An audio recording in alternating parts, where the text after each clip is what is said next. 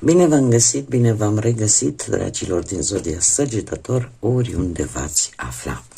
Suntem din nou împreună la o nouă lectură pentru următoarea săptămână a lunii decembrie, mai precis perioada cuprinsă între 15 și 21 decembrie inclusiv. De asemenea, nu trebuie să uit să le spun la mulți ani acelor săgetători care își vor celebra zilele de naștere în această săptămână. Dragilor, în primul și în primul rând vă urez sănătate, este cea mai importantă. Eu mă confrunt, ca să zic așa, nu cu o sănătate foarte ok și lucrul ăsta cred că îl observați și din vocea mea. Dar eu vă doresc sănătate în primul rând și fie ca toate visele voastre să devină realitate și să aveți parte de cei mai buni și cei mai frumos. Revenind la lectura noastră, toți cei care aveți soarele, luna, Venus, ascendentul în Zodia Săgetător, această lectură este de asemenea și pentru voi. Cu rugămintea de a nu uita că este totuși o lectură general colectivă, așa că vă rog să luați decât ceea ce rezonează cu voi. Haideți să vedem ce este important de știut pentru dragii mei din Săgetător în perioada 15-21 decembrie. Dragilor, o legătură cu Capricornul. Avem un mesaj pentru unii dintre voi care pot avea legătură cu Capricornul, ori ca și ascendent, ori vis-a-vis de o energie din Capricorn. Aș spune că poate avea legătură chiar cu perioada imediat următoare acestei săptămâni, mai exact începând cu 23 decembrie. Ceva important care poate fi legat, nu știu, de partea materialului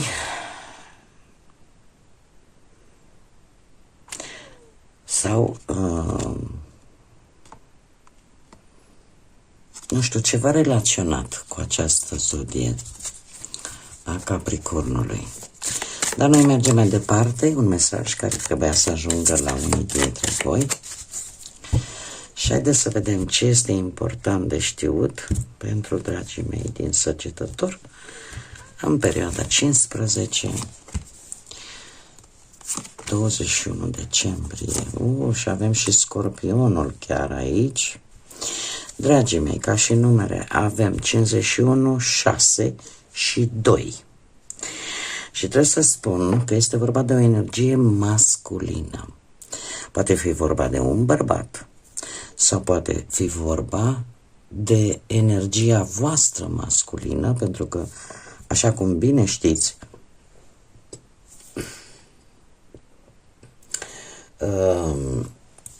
avem atât energie yin cât și energie yang. Avem energie feminină și energie masculină. Se pare că la voi, dragilor, în această săptămână, pentru unii dintre voi va predomina, în urma unei transformări, va predomina energia masculină. Deci am zis ca numere 6, 51 și 2, care ar putea să însemne, să simbolizeze ceva important pentru voi, și ca planete avem decât pe Saturn. Saturn care îmi vorbește de o disciplină de fier, de faptul că sunteți mult mai responsabili, de faptul că sunt anumite limite pe care e posibil să le impuneți altora sau să renunțați la anumite limitări proprii. De asemenea, Saturn este planeta care vine cu lecțiile de viață, cu faptul că acele experiențe din care voi trebuie să învățați ceva important, cu toate acele temeri pe care trebuie să le învingeți, cu faptul că există posibilitatea unei creșteri la nivel personal. Saturn de asemenea ne vorbește de folosirea înțelepciunii în așa fel încât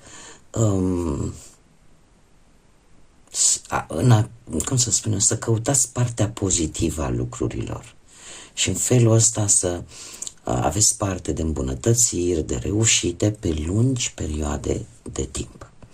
Acum trecem direct la simbolistica acestor cărți. Avem întârziere, avem Scorpion și dorința unei energii masculine. Dragilor, începem cu prima carte. Această întârziere, de fapt, îmi vorbește de un anumit blocaj, un contratimp, o anumită lentitudine, o anumită așteptare de care voi puteți avea parte în această săptămână. Senzația, mai ales pe plan profesional, că parcă nimic nu avansează, că apar tot felul de întârzieri pe anumite proiecte, pe anumite planuri, în ce ține de domeniul ăsta al muncii. De asemenea, dacă vorbim de bani, posibil să apară de asemenea mici blocaje unde vor fi necesare anumite restricții, va fi necesar foarte multă răbdare. Ce pot eu să vă spun și să zicem ca o veste bună e că toate aceste lucruri nu sunt, cel puțin în această săptămână, va fi ceva temporar, nu va fi, dar din care voi, cu Scorpionul aici, în special cei care aveți un ascendent în Scorpion, sau poate chiar Luna sau Venus în această zodie, această întârziere, această lentitudine pe voi vă va ajuta foarte mult să analizați profund situația. Și am spus cu precădere pentru cei care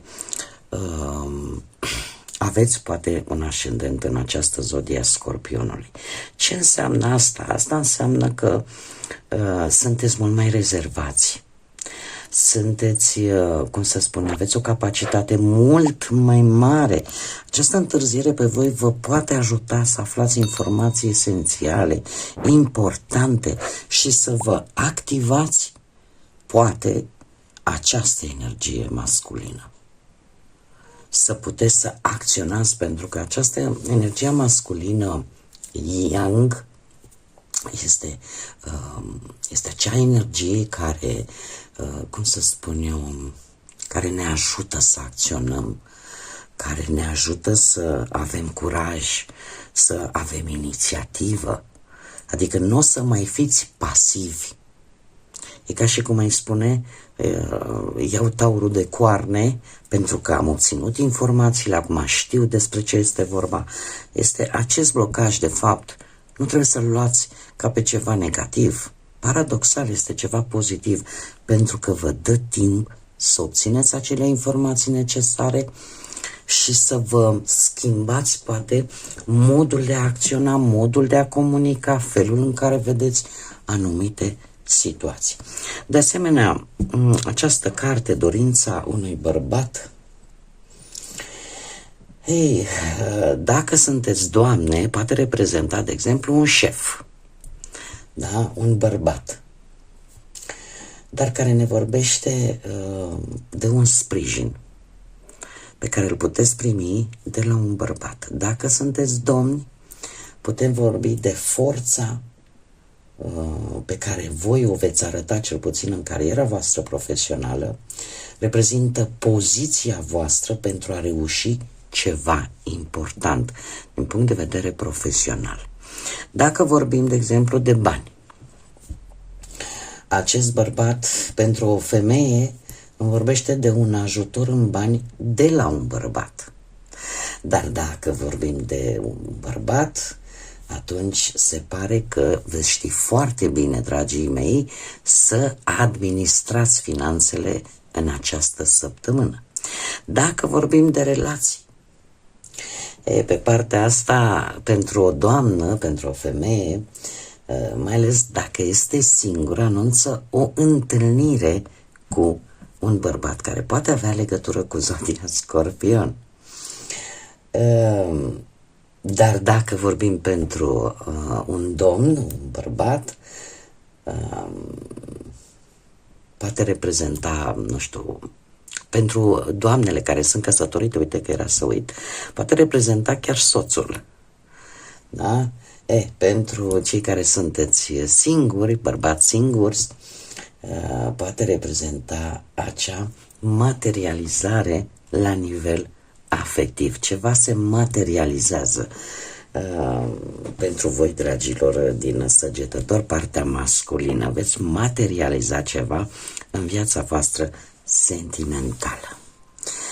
Haideți să mergem mai departe și să vedem ce ne spune și tarotul. Ce vine pentru dragii mei din Săgetător în săptămâna 15-21 decembrie.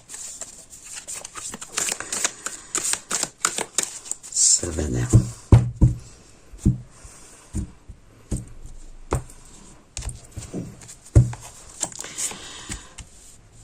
Da, și uite că avem aici încă o dată, ne vorbește de renaștere, de transformare.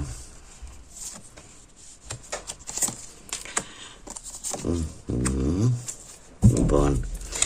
Dragii mei, avem 2 arcane majore.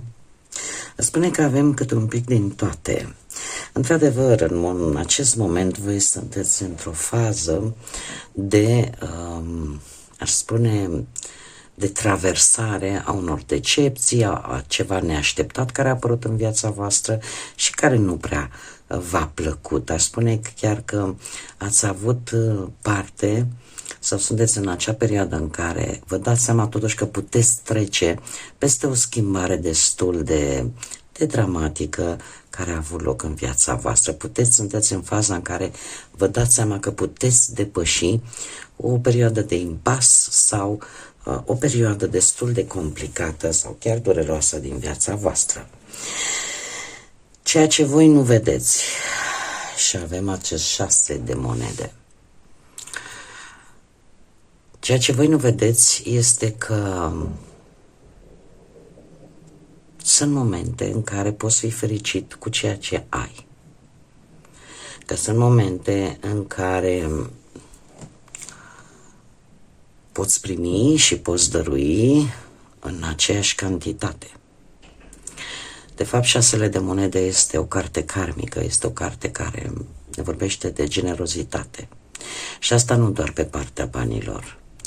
Se pare că voi poate ori nu vedeți, ori nu vreți să vedeți, dar anumite experiențe, poate prin care voi ați trecut, în care voi ați avut rolul unei persoane, persoana care a dăruit, sau ați avut rolul unei persoane care a avut nevoie să primească, indiferent că vorbim de bani, sentimente sau de alte lucruri. De asemenea, ceea ce voi nu vedeți este că puteți fi binecuvântați, puteți fi beneficiarii unui ajutor, poate din partea altor persoane. Cum de asemenea e posibil ca cineva, așa cum bine am văzut, o energie masculină, în special pentru doamne, să vă acorde acel sprijin de care voi aveți nevoie, indiferent de ce aspect al vieții vorbim. Chiar dacă acest lucru nu se vede încă, sau voi nu-l puteți vedea. În schimb, ce puteți vedea? Lucrurile de care nu mai aveți nevoie, cel puțin pe partea sentimentală, emoțională, sunt lucruri pe care vreți și veți fi hotărâți să le lăsați în urmă. De ce? Poate pur și simplu pentru că considerați că nu mai și-au sensul, sunt inutile, sunt deja poate de domeniul trecutului și există, s-a umplut paharul, ca să zicem așa. Iar asta știți cu siguranță. Vreți să renunțați la ceva ce nu, ceva decepționat. Poate că vreți să vă îndepărtați de anumite situații tocmai pentru a nu distruge totul sau pur și simplu poate pentru a vă simți voi mai în siguranță. Poate că într-adevăr voi ați dăruit, ați dat prea mult și nu ați primit nimic în schimb sau ați primit prea puțin. Este un abandon. dar un abandon a ceva ce nu îți mai folosește.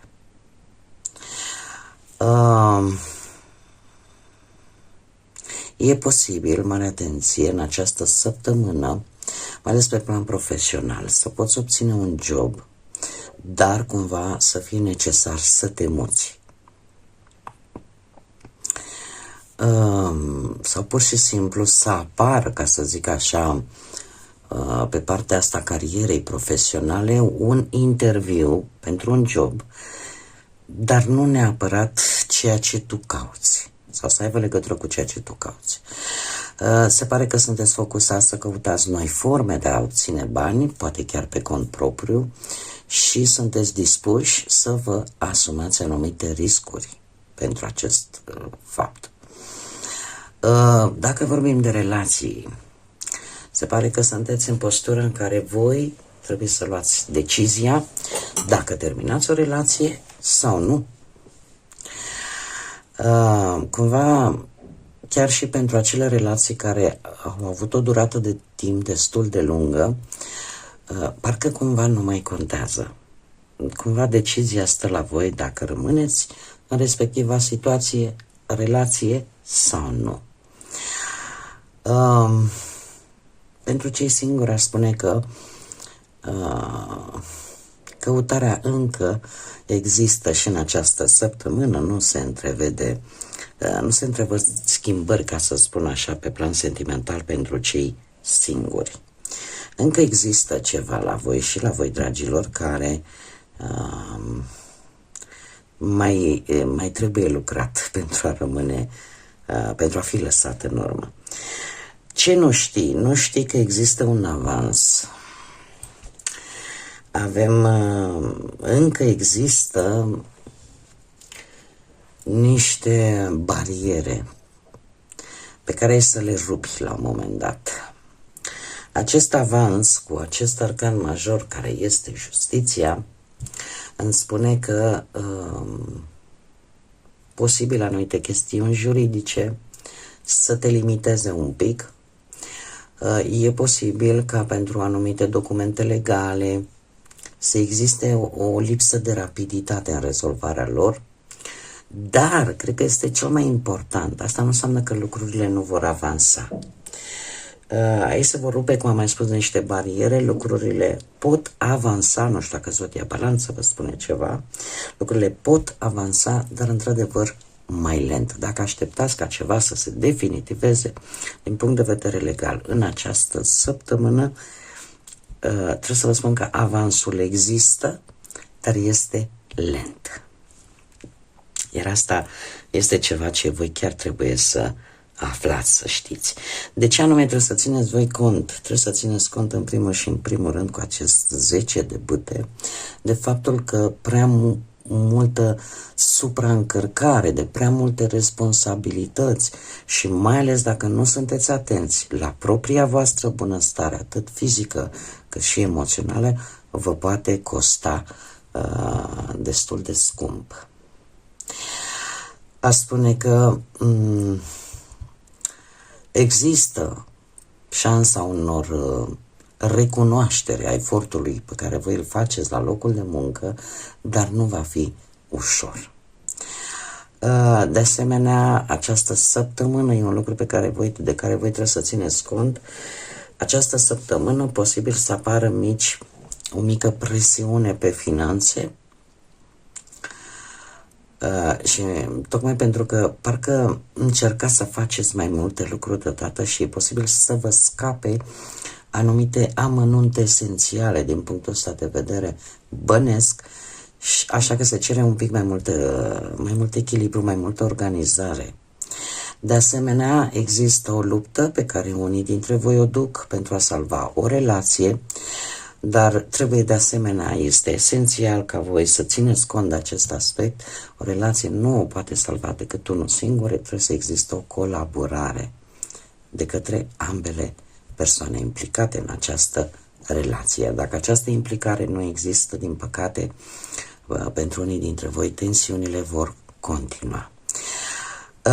Pentru cei singuri, e posibil ca această săptămână să ajungeți un pic să vă simțiți așa un pic sfârșiți. De ce? Poate că v-a interesat o persoană în mod special și ați depus un efort susținut pentru a atrage atenția acestei persoane, doar că e posibil ca efortul vostru să fie un pic în balanță, adică poate da rezultate pozitive sau nu. Ce ne spune tarotul ca și sfat pentru voi, dragilor, este că este momentul să gândiți un pic mai intuitiv. Avem Marea Preoteasă care îmi spune că există, cum să spun eu, orică există o energie care știe foarte multe, dar care poate încearcă să vă spună decât ceea ce voi vreți să auziți. Posibil și acest lucru. Dacă vorbim strict de voi ca și energie, sunteți într-o energie foarte intuitivă în această săptămână. Iar lucrul ăsta vă poate ajuta să vedeți lucruri și să înțelegeți lucruri care până acum posibil să nu o fi putut face, să nu le fi văzut. Marea Preoteasă dă dovadă de foarte multă înțelepciune și iar tarotul chiar vă sugerează să aveți încredere în acea voce interioară numită intuiție, care vă poate ajuta în această săptămână. Da? Cum de asemenea posibil să fiți mult mai observatori în această săptămână, mai ales pe planul ăsta al muncii, să observați foarte multe lucruri, să le analizați mult mai profund, fără ca voi să fiți foarte comunicativi, să zicem, da? E ca și cum ai studia în tăcere pe ceilalți, dar în același timp faci o analiză foarte atentă vis-a-vis de persoanele din jurul vostru sau vis-a-vis de o anumită situație în particular. Haideți să vedem și ce mesaj am pentru voi de suflet, dragilor, din Săgetător în perioada 15-21 decembrie. Care este mesajul important pentru voi? Să vedem. Și avem numărul 24 sau 6. Ce ne spune? Copacul dorințelor care te cheamă, se îndeplinește o dorință aproape uitată. Nu este foarte complex și care această dorință poate avea legătură cu numărul 24 sau cu numărul 6. Acum, este foarte interesant că are legătură cu acest 6 de monede. Această dorință aproape uitată, posibil să aibă legătură, cum bine am văzut, ori cu această energie masculină sau cu această zodie a Scorpionului. Este ceva care se va definitiva în această săptămână, așa că nu e rău deloc. Bun, dragii mei, cam atât am avut pentru voi. Eu vă mulțumesc pentru atenție încă o dată. La mulți ani, săgetătorilor dragi, care își vor celebra zilele de naștere. Multă sănătate, numai bine tuturor, să aveți o săptămână extraordinar de bună, cu tot ceea ce voi vă doriți, iar până data viitoare, când ne vom reîntâlni din nou, sper să îmi revin pe deplin, eu vă urez toate cele bune și, desigur, să fiți iubiți, dragilor.